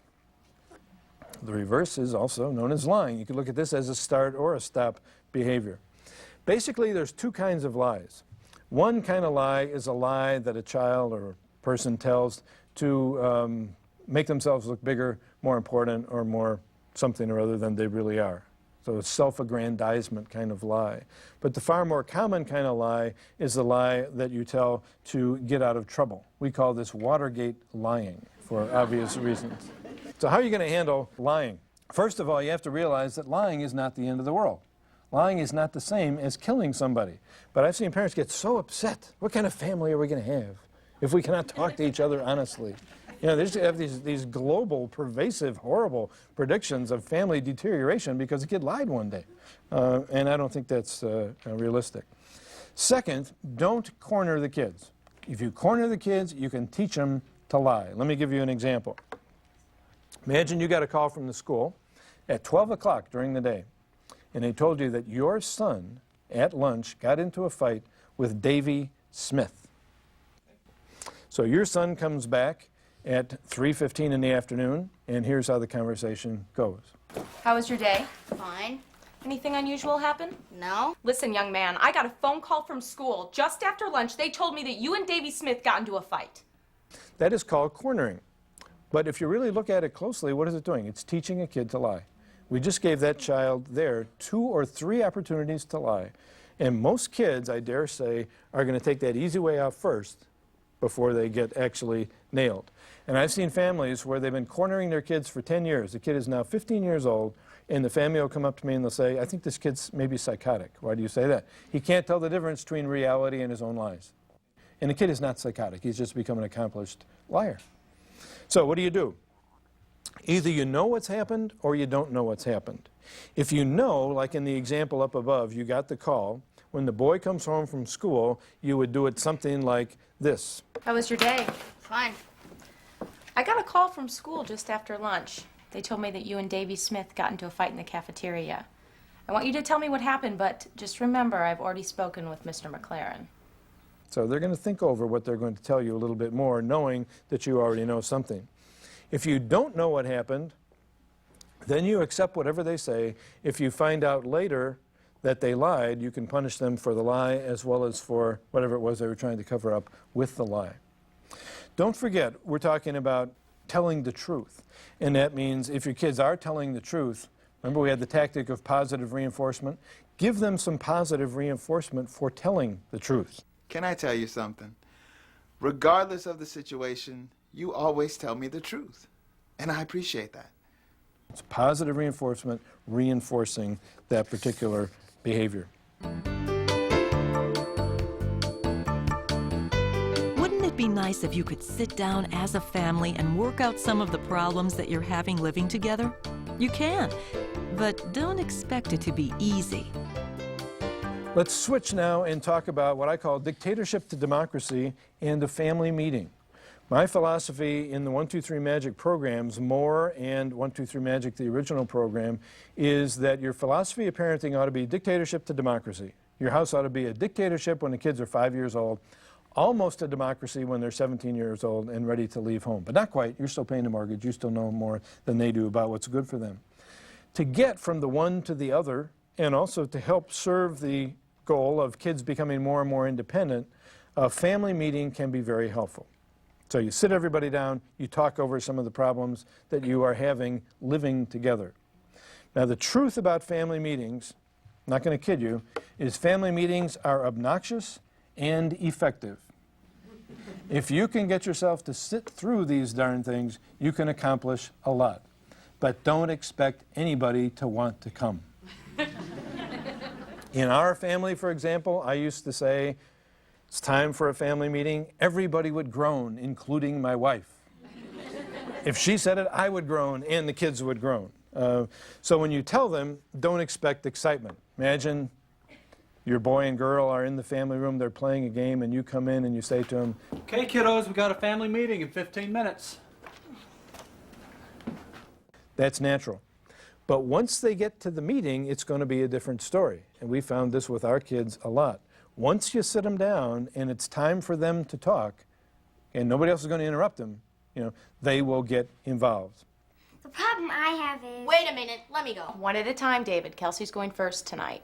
Okay, the problem I have is who's drinking all the pop around here? We're buying an 8-pack and there's 4 of us, but I'm not getting my 2 bottles. These kids are getting into it. Okay? They're getting into it. What's the procedure for the family meeting?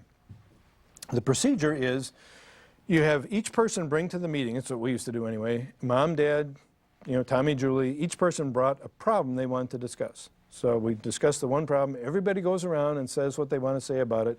You come up with a solution, you write it down, you put it on the refrigerator.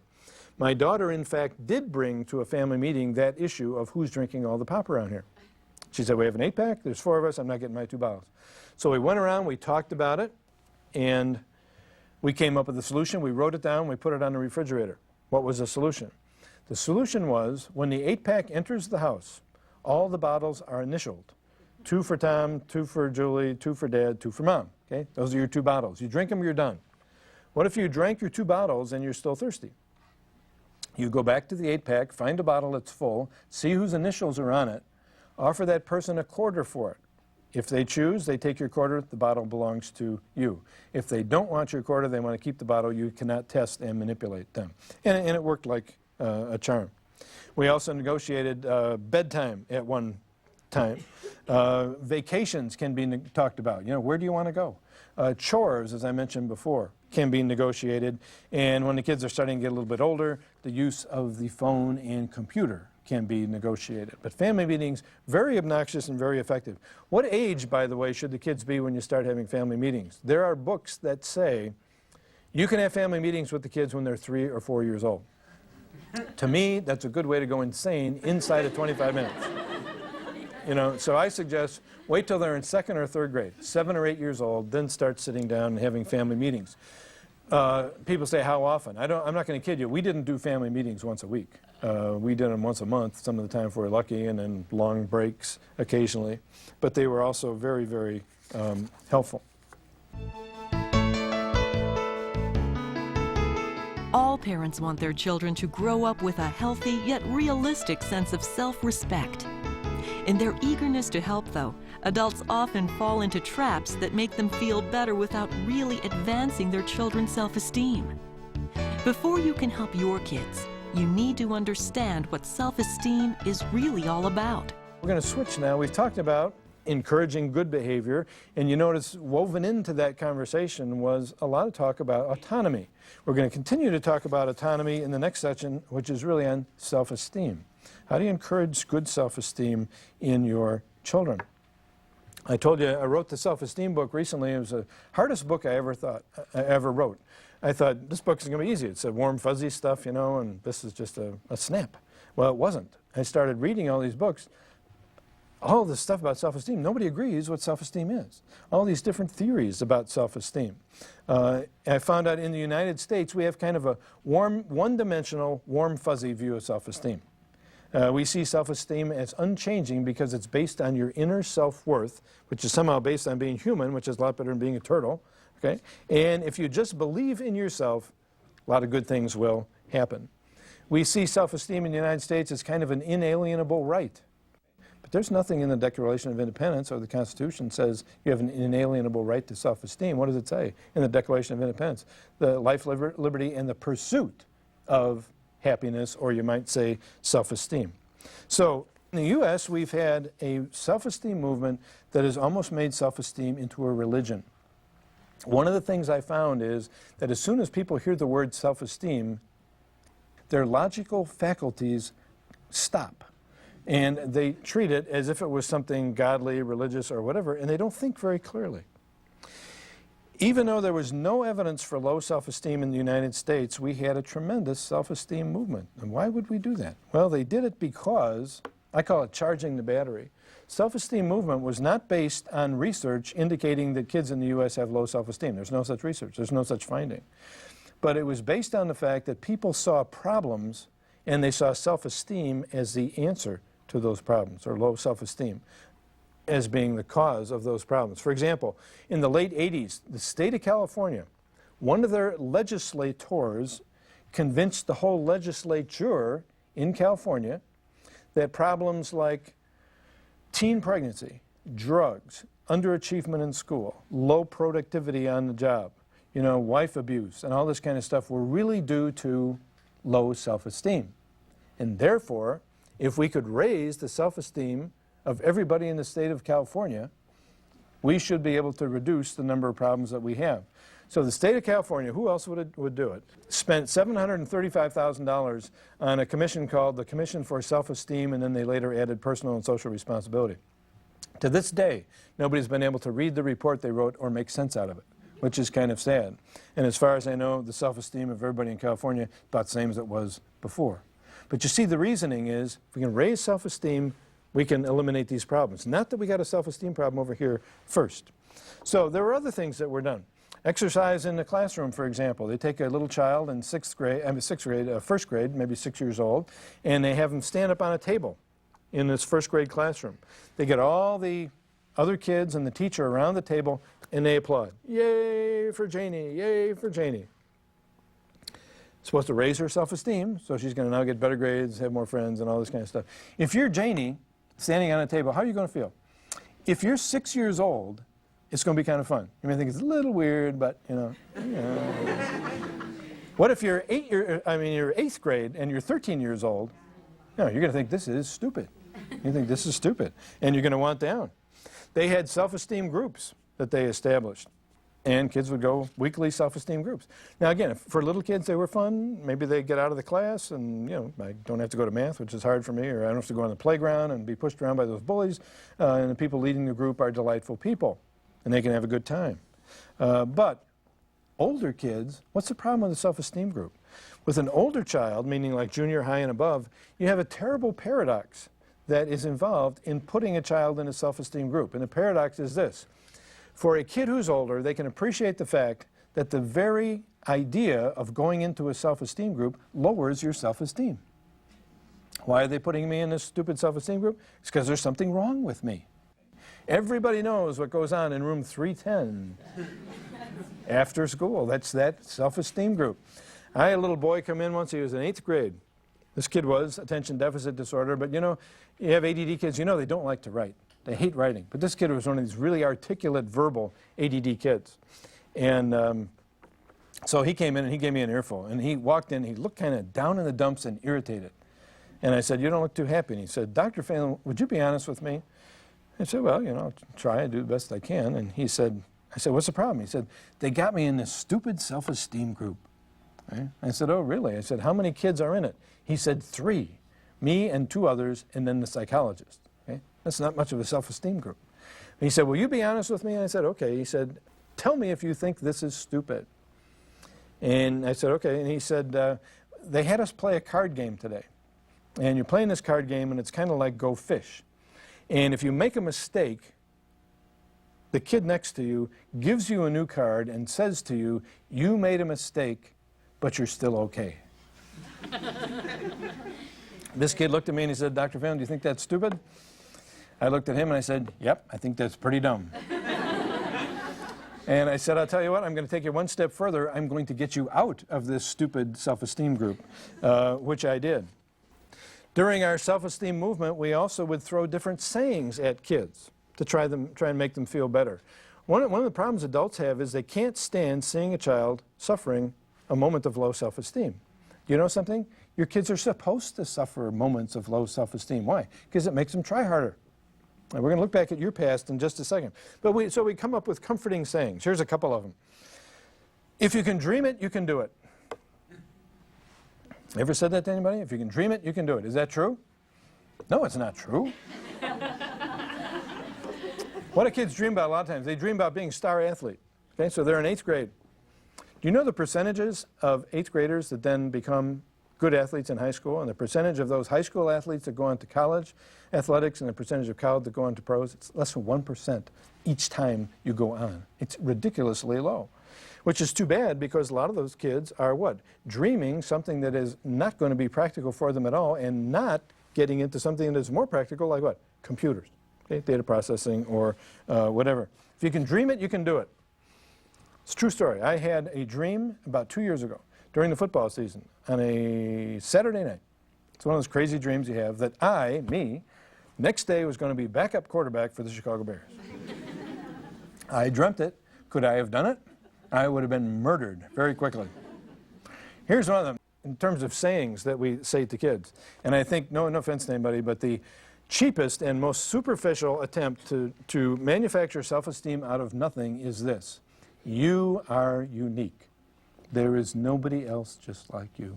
Nobody looks like you, nobody walks like you, nobody talks like you, nobody thinks like you. That means you are special, neat, wonderful, and all these other things. Stop, hold the phone. Wait a minute. Uniqueness is neutral. It's a neutral thing. Okay? You could be the ugliest kid in your school. That's unique. But it's not going to contribute. It's not going to contribute to your self-esteem. You could be the best shoplifter in the 5th grade.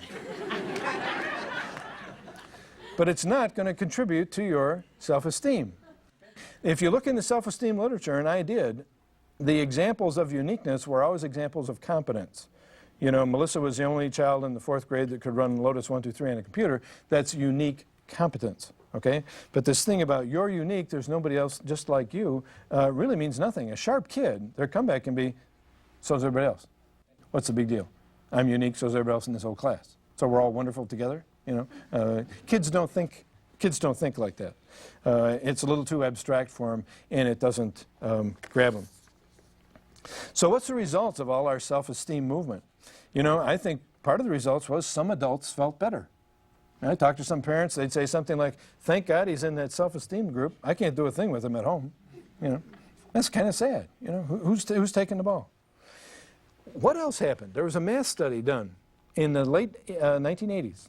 And it was an international comparison of students from different countries. 15 different countries were represented. And among other things, they gave them a math test. So all these students from 15 different countries took a math test. Guess which place the students from the United States came in? Dead last. Dead last. But that's not the end of the study. Then they gave these students a test, or a questionnaire kind of, about how you feel about your different academic abilities. And in there was a questionnaire about how do you feel about your math abilities. And guess what? You know it's coming. The students from the United States came in first in terms of their math self-esteem, if you want. Now, what does this tell you? What are we doing in this country? Are we training kids who are incompetent, who think they are supermen and superwomen? You know, what are we doing with self-esteem? It's misplaced. Or maybe all the self-esteem movement had no effect whatsoever.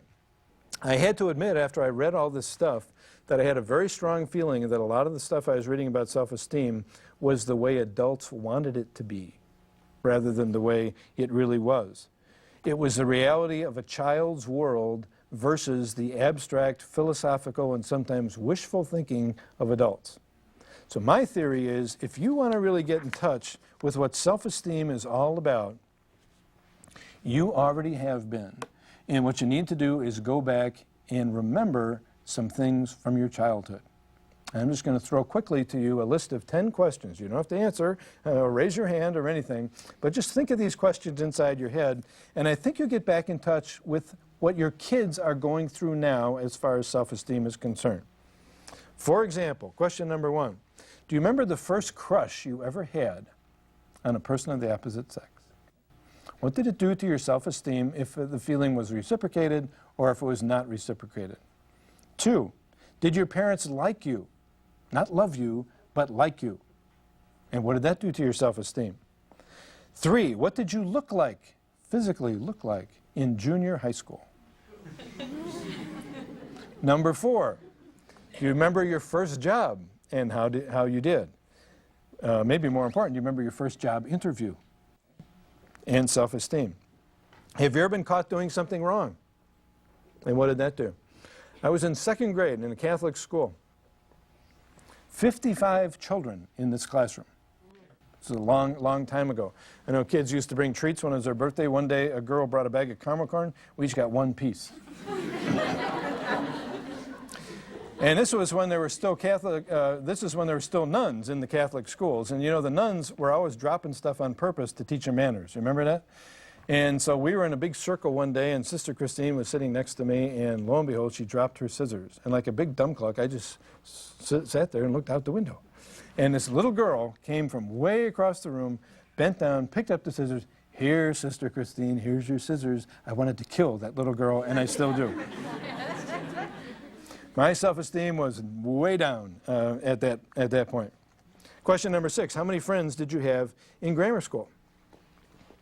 Question number 7, do you remember getting up on a two-wheeler for the first time?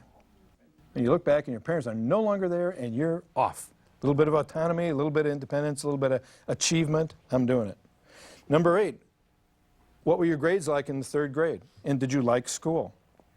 Number 9, do you remember the first time you were dumped by a person of the opposite sex? And number 10, the all-time bottom line question about self-esteem in the past, how did you like speech class in high school? Okay, if you think about this stuff, I think you get more in touch with what your kids are going through and what self-esteem is really about. What is self-esteem about? It's messy. It's erratic. It's not about all these wishful abstractions we come up with. It's chancy. It's affected by good and bad luck some of the time. It's a tough business. It's sometimes competitive. It goes up and it goes down. And sometimes it feels like life and death. When I read all the stuff that I read and looked at it like this, I felt that we should really talk about our children's self-esteems, plural, rather than just one self-esteem. Because why? Because there's a personal relationships self-esteem that you have, how well you get along with other people. There's a self-esteem you have in relation to competence, such as academic competence at school. That's another part of your self-esteem. There's a self-esteem you have that has to do with physical realities of you. Two things, appearance and physical skills. Those affect children's self-esteem. There's a fourth one, and it's character. It's the amount of courage you put in things, the amount of effort, the amount you help other people, and your ability to follow the rules. If you look closely, I think you'll also find that everybody's self-esteem is not just affected by how well they're doing in life, it's also affected by an internal judge they have inside, and these judges can get messed up. Some can be overly complimentary, and some can be overly critical. For example, if you know what an antisocial personality is, or what they call a sociopath, these are people that are often criminals, and they will often hurt other people. They are bullies, rapists, murderers, robbers, and things like that. People have said, look, for a long time they said, oh, these poor people, think of what their self-esteem must be like. It must be so low. They just got picked up and now they're in jail. Well, there's been some research coming out recently. They've looked at these people. And you say, well, they just got picked up, now they're in prison. Are they feeling upset? Yes. What are they feeling upset about? They got caught. Yeah. What about their self-esteem? High as a kite. High as a kite. This is not one where their behavior is due to feeling poor self-esteem and overcompensating. They think they're God and they think you're a worm. The judge inside is inaccurate. They're doing terribly, but they think very highly of themselves. And they're some of the most dangerous people in the world, especially what? When you insult them. What they call diss them. He dissed me, and so I shot him. Seems logical to some of these people. So what's the problem with them? Their self-esteem is too high. Confirming this theory, some very interesting studies have been done where you have some of these people in prison settings, and you put them in a self-esteem group with the goal of raising their self-esteem. They get worse, which makes sense according to this theory. On the other hand, the judge inside a person can be too critical, opposite of the sociopath. What do we call these people? We sometimes call them imposters, or they call themselves imposters. There was a book written years ago called The Imposter Phenomenon, and it talked about people who are doing very well in life. Thank you very much. They have friends, they work hard, the kids like them, they do well, boss likes them and all that, and they feel they're fake. They feel they sneak through every day, playing a trick on the world, and they dread the day when they're caught, when somebody sees through their charade. But they're really doing very well. These are what we call the imposters. The judge inside is overly critical. But this kind of stuff is what your kids are going through. All the memories that we had you resurrect about your past, that's where your kids are right now. They're not up there with abstractions about uniqueness, or if you believe it, you can do it. They're dealing with the big, bad world. Now that you understand self-esteem a little better, you realize that gimmicks and good intentions must be replaced by the hard work of both parents and children. The kids are usually willing to do their part. Here's how parents can meet the challenge, step by step. So, we have what I call 10 steps or 10 thoughts toward self-esteem, if you want to encourage self-esteem realistically in your kids. Number one, you have to get real about self-esteem. Most of your kids' self-esteem is going to be earned or not earned in the big, bad world. Yes, your love, unconditional love perhaps, and your parenting gets these kids off to a good start, but after that, what? They're more and more independent, and how they do in the big, bad world is going to determine largely what their self-esteem is. So your goal for your kids is to have them live a good life interpersonally in terms of competence, and also have a fair internal judge. One of the best ways you can have them have a fair internal judge is to have a fair internal judge yourself, because kids tend to imitate the internal judges of their parents. Number two, on the road to self-esteem, what should your parenting philosophy be? First, it should be warm and demanding, like we talked about before. There are times when you got to be supportive, and then times when you got to say to the kid, I don't think you worked hard enough on that term paper. Or I'm very proud of you. Other times, I'm not proud of you. I think you sloughed off there. And I think you need to work harder. When you're talking about warm and demanding, since they come from different emotional states, you got to turn the switch. Maybe you come home and you're in a really crabby mood, and the child has just done something wonderful. Time for warmth, even though your day dictated that you're going to feel critical. You come home and you're in a really good mood, and the kid does something wrong. You got to turn that switch. That's not time for affection or praise. It's time for criticism or a reprimand. So it's tough, turning that switch. We don't feel like doing it, but it's very important. Number 3 on the list, you got to let go more and more as your kids get older. This is so critical to children's self-esteem. When do you allow them to sleep over at somebody else's house? When do you allow them to go to the mall with friends? When do you allow them to be physically separate from you? And also, when do you respect non-essential differences? Difference between a rule and a preference. As your kids get older, that'll affect dress, it'll affect music, it'll affect choice of friends. But you don't want your kids to be carbon copy of you. Number 4 is good discipline on the road to self-esteem. This is really coming from what? The demanding side of parenting. You should have a good discipline system at home. I always say to parents, you know, if I said to you, what are the 3 biggest problems you have with your kids? And you say, well, it's homework, sibling rivalry, and bedtime. And then I say to you, how do you handle those problems? And what you say back to me is, well, you know, I just scream a lot at the appropriate time. It's not a very good response. You want to know exactly what you're going to do. Homework, I use charting. Sibling rivalry, I use counting. Bedtime, I use the basic bedtime method or something like that. But you want to have some discipline. That kind of discipline really helps kids feel what? Safe. And helps their self-esteem. Number 5, positive reinforcement, which we visited before. What's your ratio of positive to negative to feedback to your kids? It should be much more positive. Before I was suggesting a ratio of 3 or 4 to 1 positive to negative. That is not research-based, really, other than a couple of comments that I've seen here and there. But this is coming from the warm side of the parenting equation, discipline from the demanding side. But remember, angry people speak up and happy people shut up. Imagine that your daughter's in the other room and she's setting the table for you before dinner. And you're not in a particularly good mood, and you go in there, you look down, first thing you say is, Now you know that's not where the knives go. she's reversing the knives and the spoons. Angry people speak, happy people shut up. What could Mom have said? Mom could have come in there and said, you know, table's coming along real well. I want you to remember the knives and the spoons are reversed. Positive comment first before the negative one.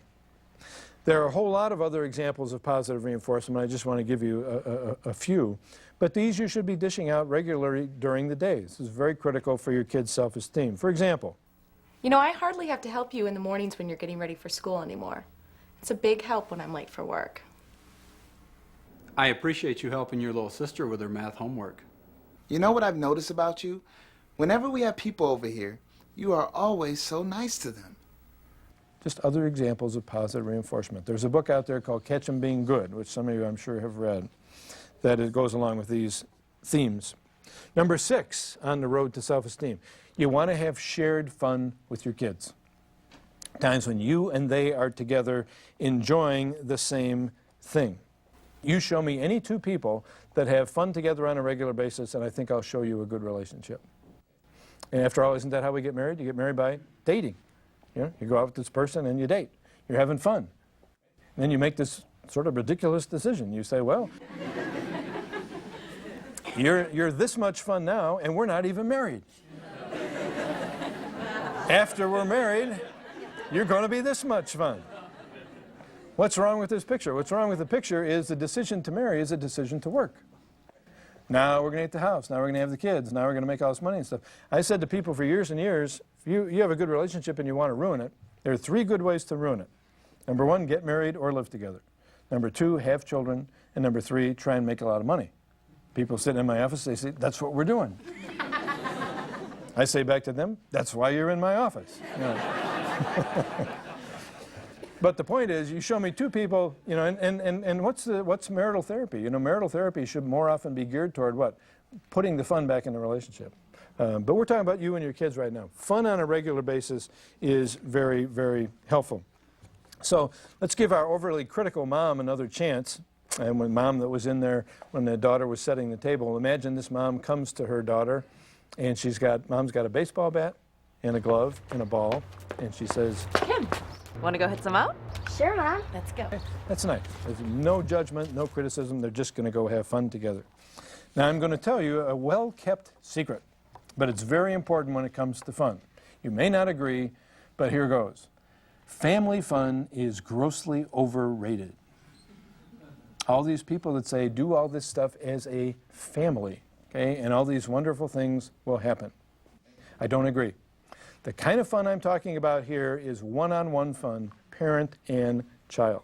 A lot of people have told me, they tell me about their family vacations. They say, oh, we're so looking forward to this vacation, but we don't think we're going on it anymore after this.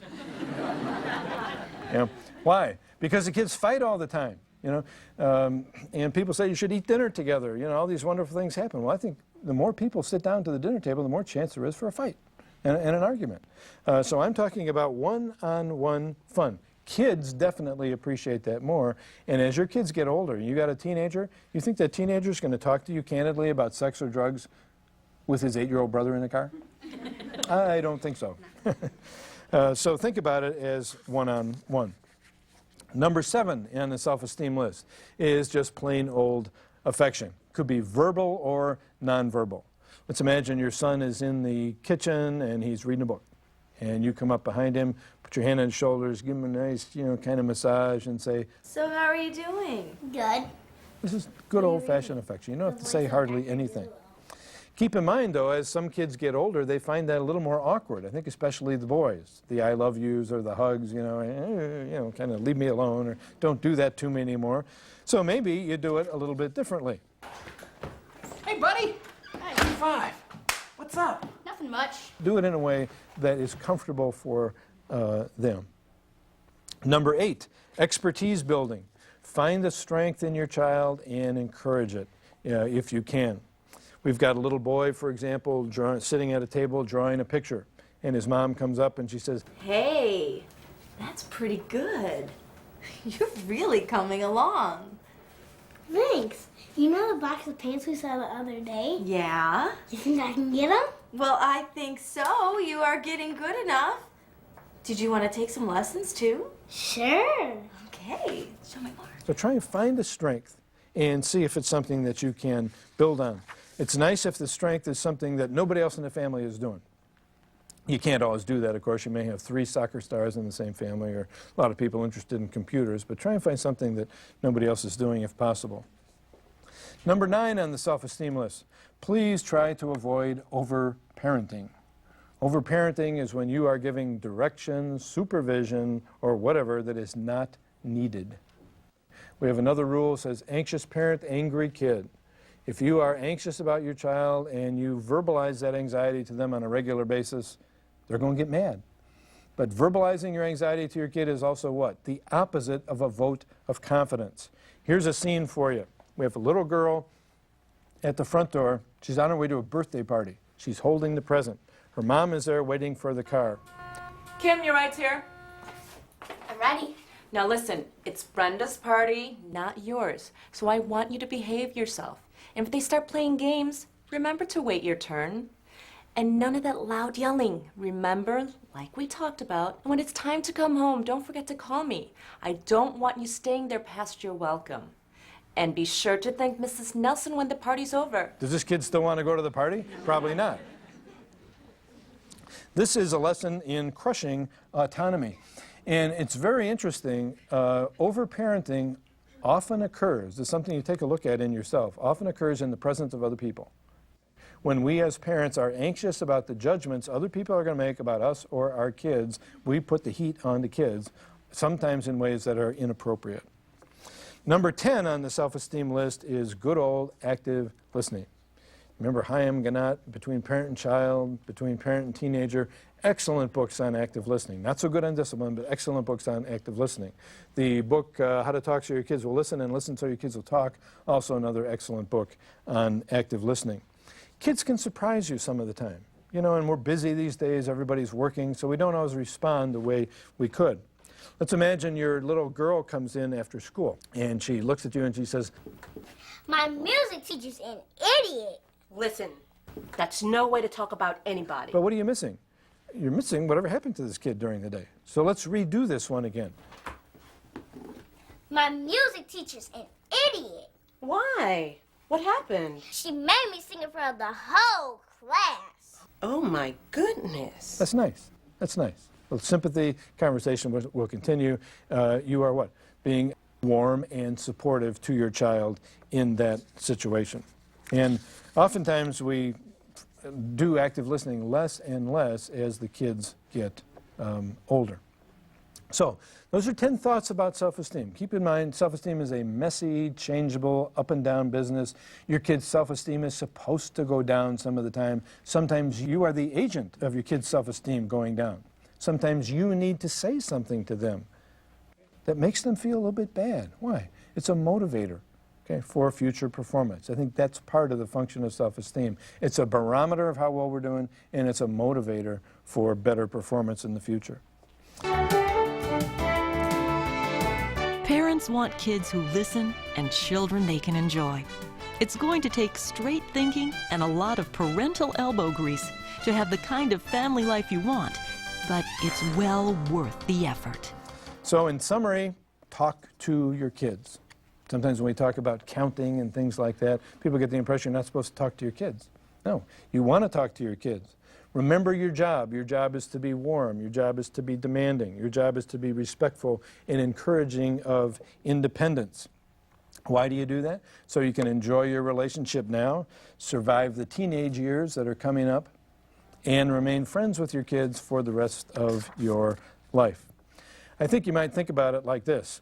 Would you rather spend 90% of your time with your children in ill-thought-out and ill-fated attempts at discipline, like arguing, nagging, yelling, screaming, and only 10% of your time having fun, where with a little thought, or maybe more than a little thought, and more than a little effort, you could spend 90% of your time enjoying your kids and get the discipline over in the other 10% of the time?